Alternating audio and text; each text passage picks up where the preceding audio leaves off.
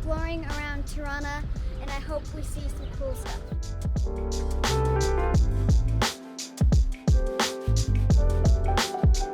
The other day we took a super fun and informative tour called Tirana Free Tours. I will link it below. The tour guide was super engaging, gave us so much information about the city. The beauty of going on a tour when you visit a city is you can kind of find out from a local a lot of interesting things that you wouldn't know otherwise just if you were exploring the city on your own. So highly recommend doing those when you can.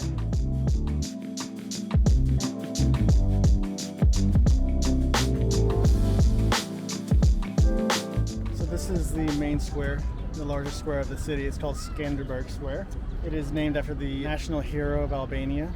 Long story short, he helped defeat the Ottomans as they were trying to take the land. Our tour guide said that he was something of a folk hero when he was a kid. He said that he actually believed that he could jump with his horse between mountains, swinging his sword and striking down the Ottoman Empire. But he's obviously just a dude, but he's obviously very brave. And there's a statue of him over here, which is kind of like the focal point of the square, along with the Opera House and the National History Museum. There's also a really, really cool mosque. Traditional, but also really artistically unique mosque that was built in the 1800s on the square too.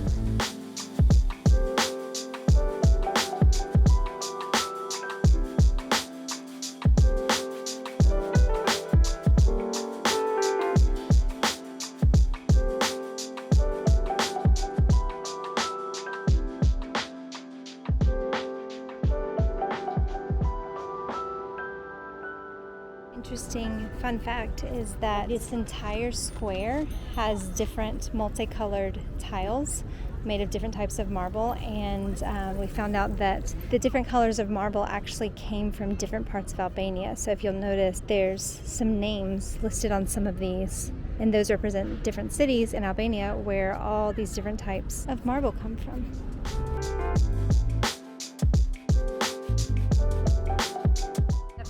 One of my favorite things about this city is all the green space and parks. Seems like they're sprinkled all around the city, which is such a breath of fresh air.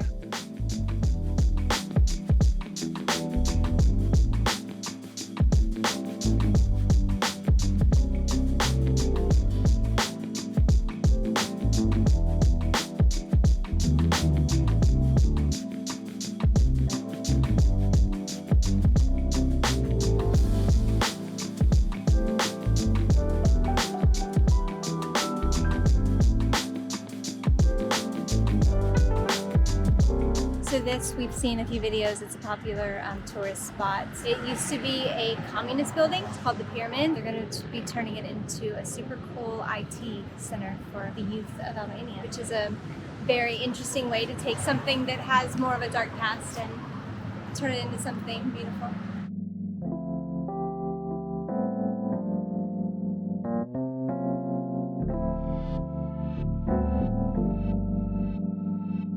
When the city was under communist rule, they had statues all over the place commemorating famous leaders of the movement. But what to do with the statues after communism falls was the question. So I guess the answer was to hide them behind the Gallery of Art.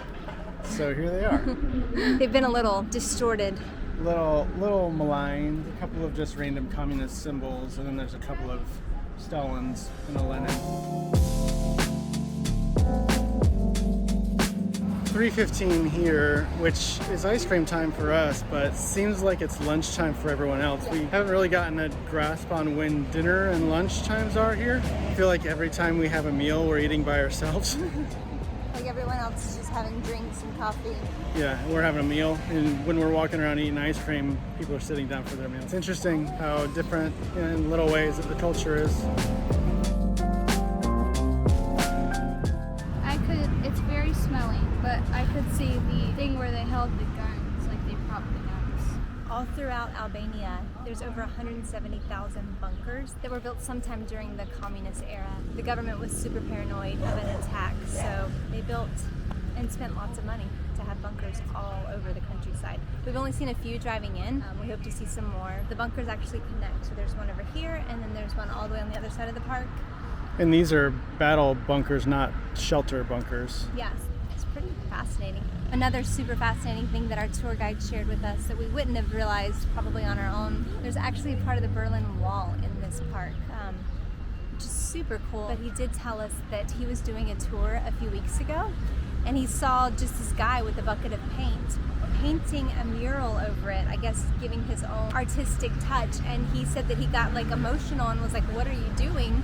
Because the guy didn't even realize that it was such an important part of history. He just thought people would just come and anybody could paint, and Because there was already graffiti on it, I guess. there's already graffiti, not knowing that it's part of the Berlin Wall and should never be altered.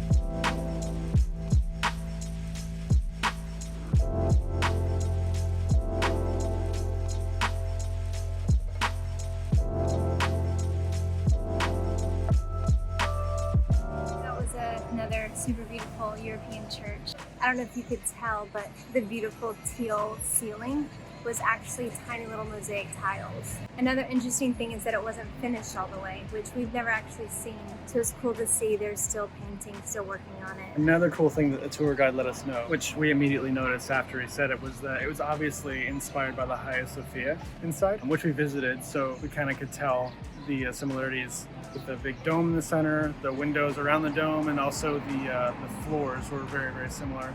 What did you think of it? It was really pretty, and I liked how it was unfinished. The paint inside was unfinished, so you can see the process of how they make it.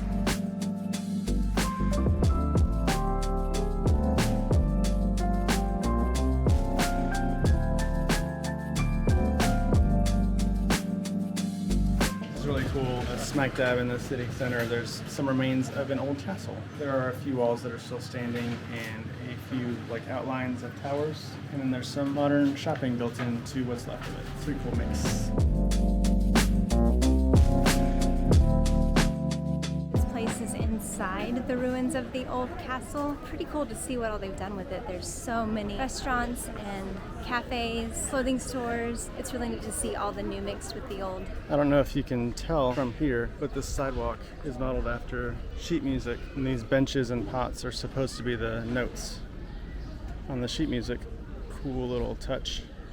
I'm not sure what the song is, but I'm sure it's catchy.